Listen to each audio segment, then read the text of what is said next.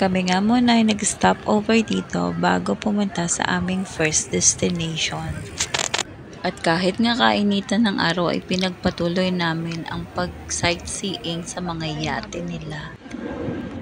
Sana all may yate. Pagkatapos nga namin maglakad-lakad dito sa boulevard ay dumiretso na kami sa aming first destination.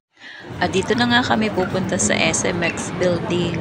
Last day na kasi ng exhibit nila kaya naman napagkasunduan namin na dito na muna magpunta. May arthritis doon, di rin nakakatakbo. Hindi na kuya. Pareho kanina, service namin. Ah,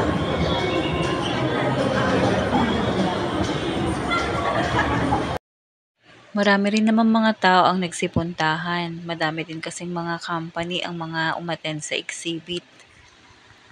Ewan ko kung saan-saan sila naging interested.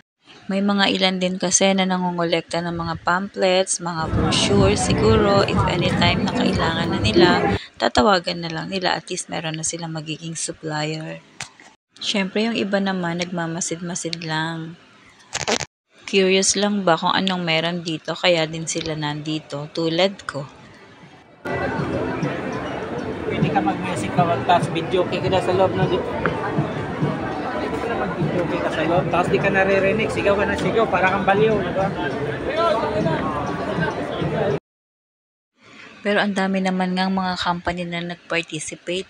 Kung gusto mo magpa-landscape, kung gusto mo ng mga salamin, gusto mo ng mga tiles, gusto mo ng kung anong mga industrial products. Pero kung may magugustuhan ka, hindi mo naman ito makukuha kaagad. Binibigyan ka lang talaga nila ng brochures at contact number para in case na may magustuhan ka, tatawag ka na lang sa kanila and yun, makakakuha na sila ng order from you. Malaki din naman kasi ang ginagastos ng mga companies para makasali dito sa mga ganitong klase ng exhibit. Pero kung mas marami naman ng mga possible customers, possible buyers, why not, diba? oh, tiles din. Oh, kapis. Parang kapis, no? Ito, tiles din. Pero kung iisa-isahin mo rin talaga ang lahat ng mga booth, mauubos talaga ang oras mo. Hindi na nga rin kami umakyat sa taas Dito lang kami sa may baba kasi nga naghintayan na lang kami dito sa may baba. Pero may mga company din na nagbibigay sila ng mga giveaways. Yung magpapa-spin sila pagka nag-register ka sa kanilang logbook kasi nakakakuha din sila ng doon ng yung name mo and then yung telephone contact number para kung sakali tatawagan ka nila. So, pwede ka nilang alokin if ever na kung ano yung mga product na ino-offer nila.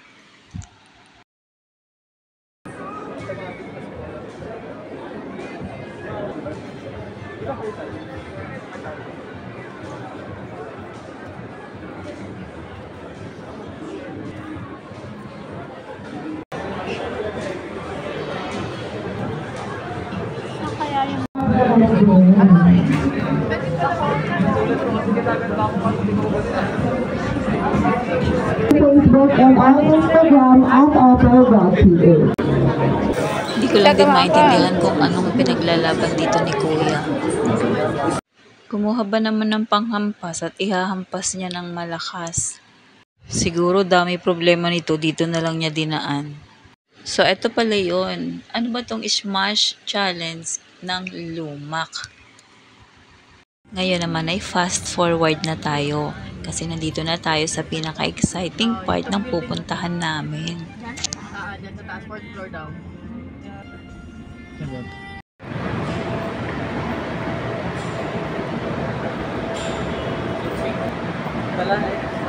Grabe naman ang ating Dora the Explorer.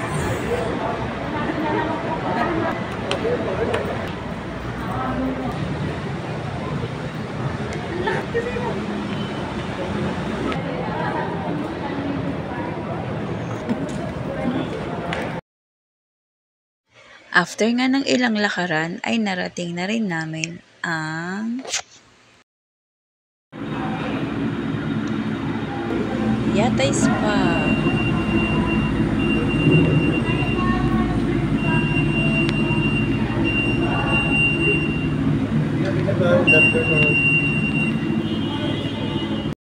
Ayan, at naabutan pa namin ng habang sila nagfo-formation. Siguro ito ay mga shifting na ng mga employees.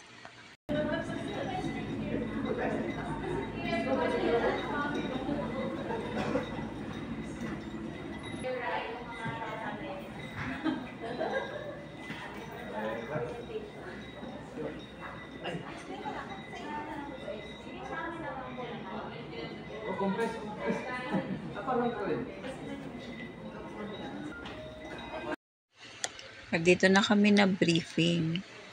At dito na namin nalaman ang ilang surprises sa package. Pero syempre, bago kami pumasok sa loob, ay pinapirma na rin ng waiver ang aming mga senior citizen. Nagme-maintenance pa lang pala. Ito nga ang mga inclusion sa package. Free unlimited buffet, movie, dry massage, sauna bath at jacuzzi na walang saplot. O, kaya nyo yon?